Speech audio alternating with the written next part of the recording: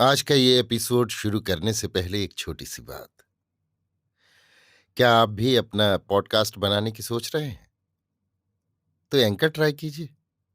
ये पॉडकास्ट बनाने का सबसे आसान तरीका है। नंबर एक, ये फ्री है।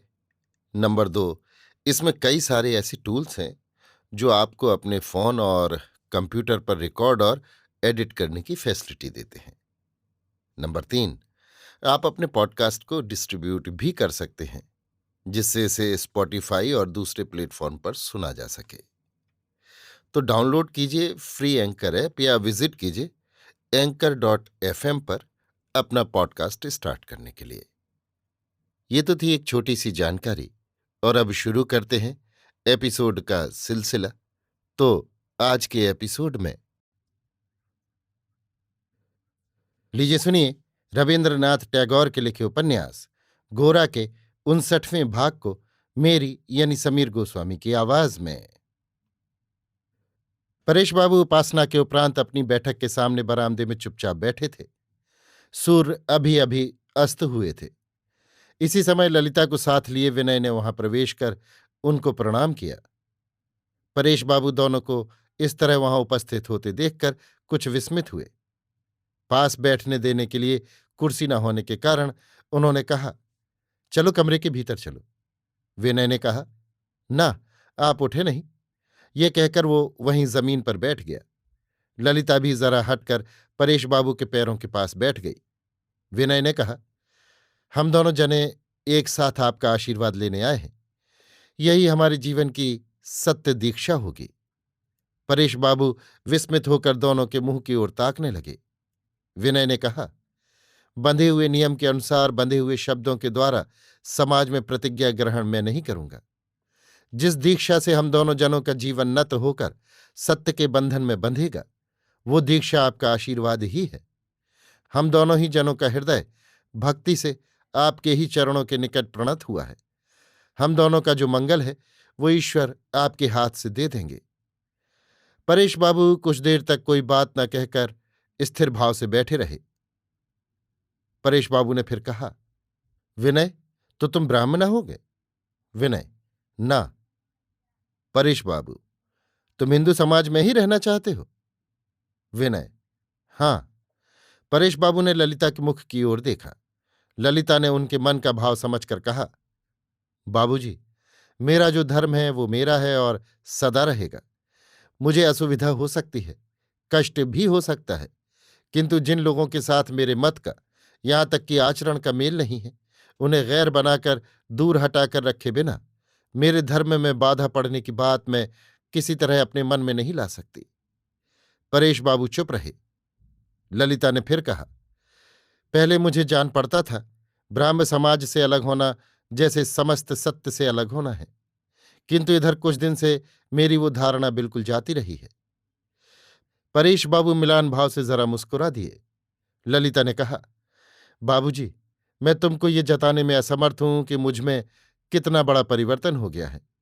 ब्राह्म समाज के भीतर मैं जिन सब लोगों को देख रही हूं, उनमें से अनेक के साथ मेरा धर्म मत एक होने पर भी उनके साथ तो मेरा किसी तरह एक नहीं है।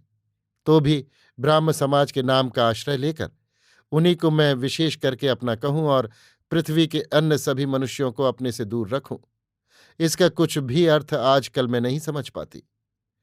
परेश बाबू ने अपनी विद्रोही कन्या की पीठ पर धीरे धीरे हाथ फेरते हुए कहा, व्यक्तिगत कारण से जिस समय मन उत्तेजित रहता है, उस समय क्या विचार ठीक तौर से किया जा सकता है? पूर्व पुरुष से लेकर संतान संतति पर्यंत मनुष्य की जो एक पूर्वापरता है, उसके मंगल को देखने के लिए समाज का प्रयोजन होता है। वो प्रयोजन तो कृत्रिम प्रयोजन नहीं है। तुम लोगों के भावी वंश के भीतर जो दूरव्यापी भविष्य निहित है, उसका भार जिसके ऊपर स्थापित है, वही तुम्हारा समाज है। उसकी बात क्या न सोचोगी? विनय ने कहा, हिंदू समाज तो है।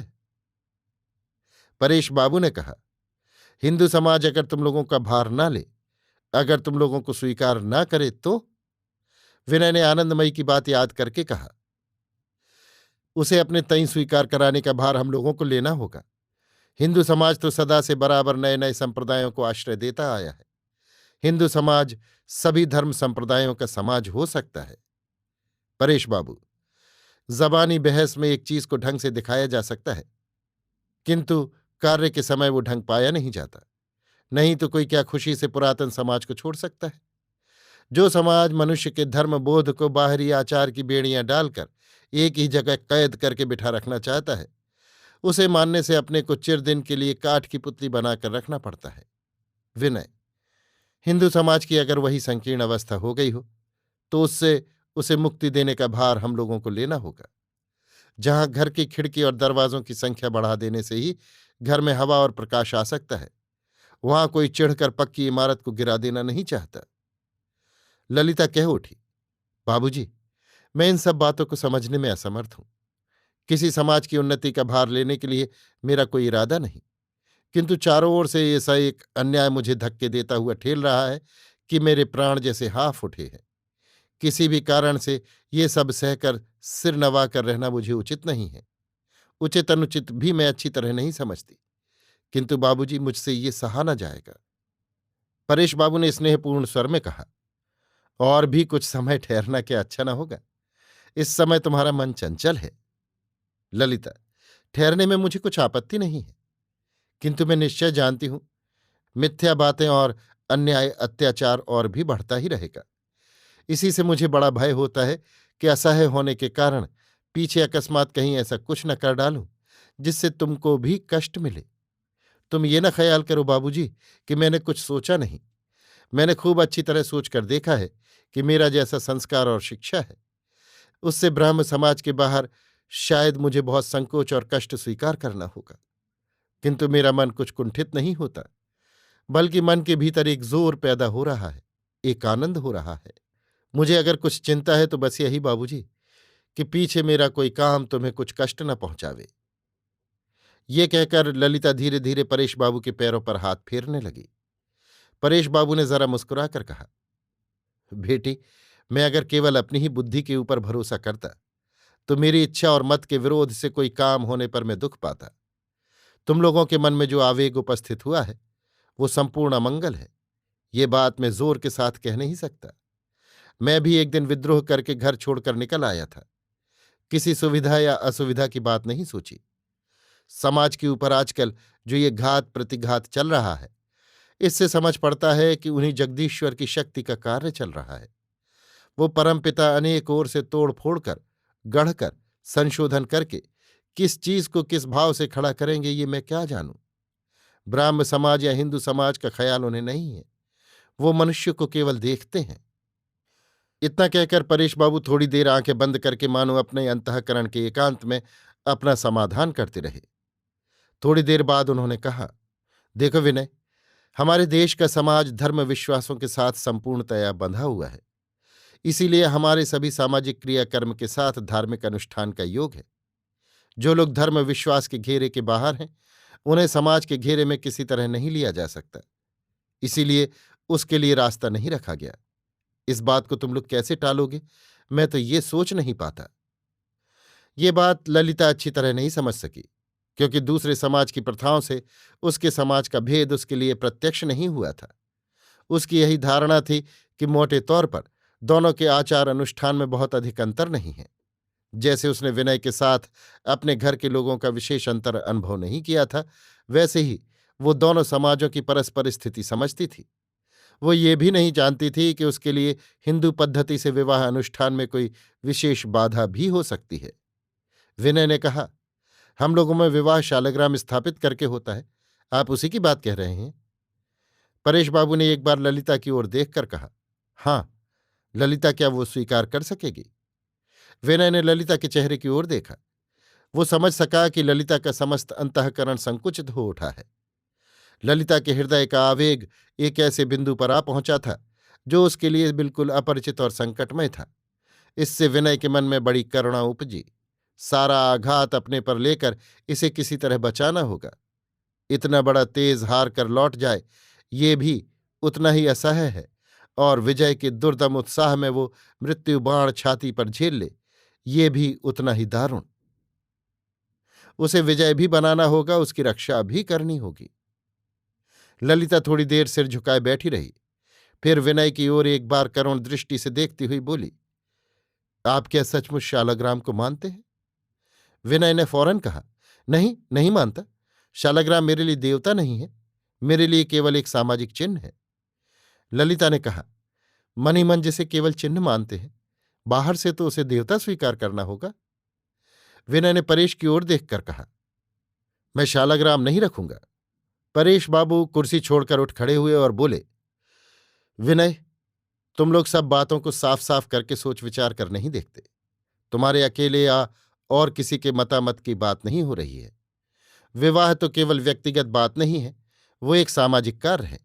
ये भूल जाने से कैसे चलेगा? तुम लोग कुछ अवकाश लेकर सोच कर देखो, अभी कोई राय पक्की न कर डालो। इतना कहकर परेश बाबू वहां से बाग को चले गए और वहां अकेले ही टहलने लगे। ललिता भी वहां से जाने के लिए उद्यत होकर फिर जरा ठहर गई और उसने विनय की ओर पीठ करके कहा, हम लोगों की इच्छा अगर अनुचित इच्छा न हो और वो इच्छा अगर किसी एक समाज के विधान के साथ आद्यंत न मिले, तो सिर नीचा करके हमारे पीछे लौट जाने की बात किसी तरह मेरी समझ में नहीं आती। समाज में असत्य व्यवहार के लिए स्थान है, केवल न्याय संगत आचरण के लिए ही स्थान नहीं है। विनय ने धीरे धीरे ललिता के पास आकर खड़े होकर कहा, मैं किसी भी समाज को नहीं डरता।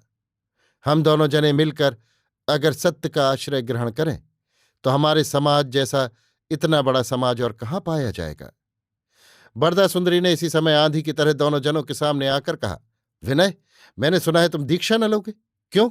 विनय, दीक्षा मैं योग्य गुरु से लूंगा, किसी समाज से नहीं। बरदा सुंदरी ने बहुत बिगड़कर कहा, तुम्हारे इस सब षड्यंत्र और धोखाधड़ी का मतलब क्या है?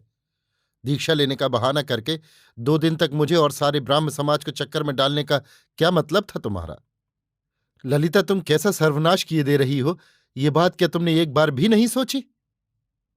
ललिता ने कहा, विनय बाबू की दीक्षा के बारे में ब्राह्म समाज के सब आदमियों की तो सम्मति नहीं है।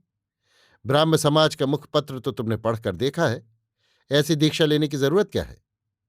बरदा सुंदरी, दीक्षा लिए बिना विवाह कैसे होगा? ललिता, क्यों ना होगा? बरदा सुंदरी, हिंदू मत से होगा क्या? विनय, सो तो हो सकता है, जो कुछ बाधा है वो मैं दूर कर दूंगा। कुछ देर तक बरदा सुंदरी के मुख से बात नहीं निकली। उसके बाद रुंधे हुए गले से उन्होंने कहा, विनय, जाओ, तुम जाओ, इस घर में फिर तुम ना आना।